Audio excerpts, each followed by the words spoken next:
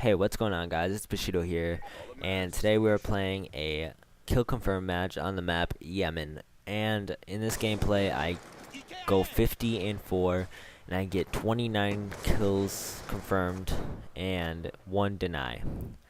So in this game, I use a little bit of the sniper, I use a little bit of my Cat 40, I use a little bit of the FAL, I use a little bit of a lot of different guns, and I feel like it put a lot of diversity into this game, and it shows that, you can use any gun you want on this map. Not this map in particular, but really any map. You just have to be more strategic about it.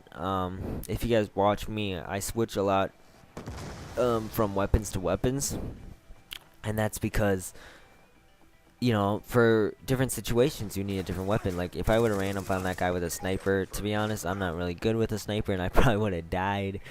But I switched to the Vector, I believe it's called, and right there, honestly, I should have had my Vector out, where I no scoped that guy, but I didn't, because I was gonna go straight to that balcony and try getting in, but I did get a random kill, or basically a lucky kill. But you guys will see in this gameplay that I switched my weapons appropriately throughout where I am on the map, and I think that everybody should be doing that more. I do pick up too many weapons, I believe. I pick up way too many, actually. I die so many times from just picking them up, but if you're in the clear and you pick up a weapon, make sure it's not similar to the weapon that you already have, unless you're like out of bullets or something. But in this gameplay, I could basically play any strategic position that I wanted to. I mean, I had a sniper for the far ranges almost the whole game, and I also had like the FAL, which also is for far, but it's more of a medium too, especially for me when I'm better with the FAL than I am with the sniper. So I mean, I also use the Vector, that is really good for close range, and you guys will see that I switch to my weapons, I think, appropriately, and it's good to do that, but it's also, you really have to learn the maps, and I just want to tell you guys that real quick, just because I don't see as many people doing it as much as I think that they should, and I feel like, you can become a way better player by doing that, instead of making like stupid decisions. Like, what if I dropped on that guy with the sniper? Like, I don't think I would have won that battle.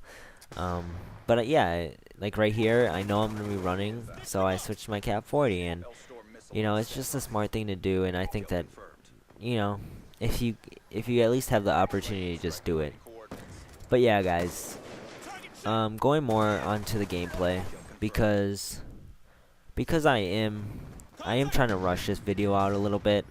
This gameplay is a little slow, and I'm sorry about that, because a lot of the guys rage quit, and I don't like showing slow gameplay just because it's kind of boring to watch. But I was hoping that I could work on my commentating skills and just kind of like talk over the boring parts. But yeah, guys, I go 50 and 4, and I kind of like this map more and more each time I play it, because like I said before, you can do a lot of different strategic moves, and like you can do so much on this map. Like, there's so many flank routes, and there's so many buildings, and you can do so much. And this Yemen is turning into one of my favorite maps on Call of Duty Black Ops 2 than a lot of the other maps. And like, another one that is definitely one of my favorites, and you guys probably know it, is the map Raid. And Raid is probably one of my favorite maps because I can do good with a sniper, I can do good with a shotgun, I can do good with a submachine gun, I can do good with a assault rifle. And maps where you can do good with multiple things are probably the best maps ever, because you can play the game however you want to play it, and in that way you can definitely improve as a player too. I mean, if you want to change your strategy, and I mean, of course, you can't just make up a strategy off the top. I mean, you have to play the game a lot. You need to have a lot of experience in the game, but like the more you play it, the more you can change your strategy, I think. But I think that I am more of a rushing kind of player, but I definitely can play more of a slayer or an objective player. Like, I feel like I am a objective player, but I also sometimes just kind of like, if I'm playing team deathmatch, I rush a lot, and I mean, you guys know that. But like, what when you think of yourself as a player, like, let me just say some things, like maybe you're a camper or a rusher. I don't even know if rusher is a real word, but or maybe you are conservative. Sometimes I play conservative too, which, when I mean conservative, it is kind of the middle between rushing and camping. That's what I think of it as. And it's basically, you rush, but then you also camp. Like, you rush to the spot that you need to be, and then when you get to that spot, you camp.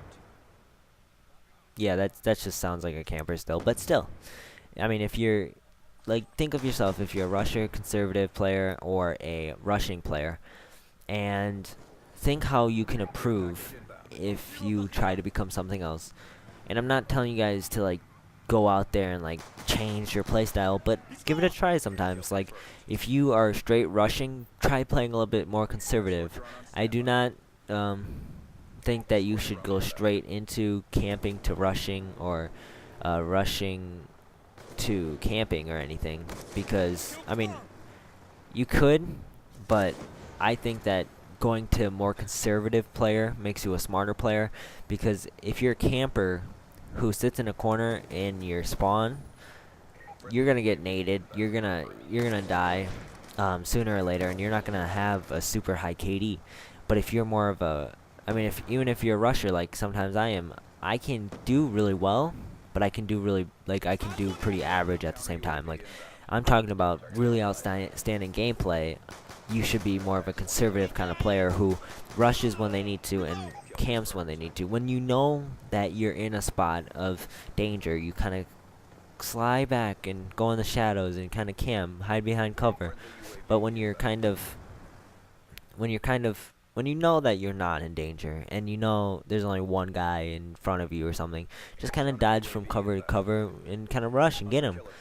And I think you can become a better player that way, because the more play styles you know, the more you can adapt in any type of game type. I know for personal games, for me, that I normally only play like kill confirmed or team deathmatch, but I played a lot of domination lately, and I played a lot of search and destroy lately, and I've noticed that when I play different game modes, like, I don't do as well sometimes, and it's because I need to adapt, and the faster I adapted, the better I was. And I think if you kind of change your role, like, every few games, you can become you can put all those playstyles together and become like a great player, amazing player.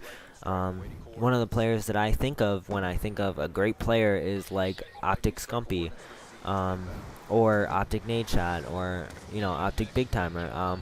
If you guys haven't noticed, I'm an Optic fan, but I mean, I'm just saying, if you wanna play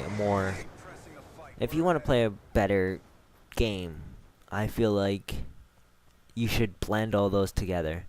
And the way to do that is to select them individually out first, and then play that style until you know how to play that style, and you start doing good with it, and then you blend it all together. Sorry guys, I don't know what I was really saying. Just try it and tell me how it works out, because I tried it and I feel like I'm a better player because of it. But I mean, I want you guys to try it and see how you guys do it.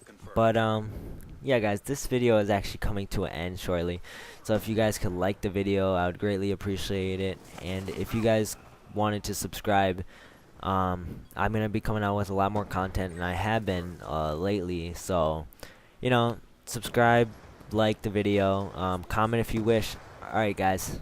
See ya, guys. Bye. Objective achieved.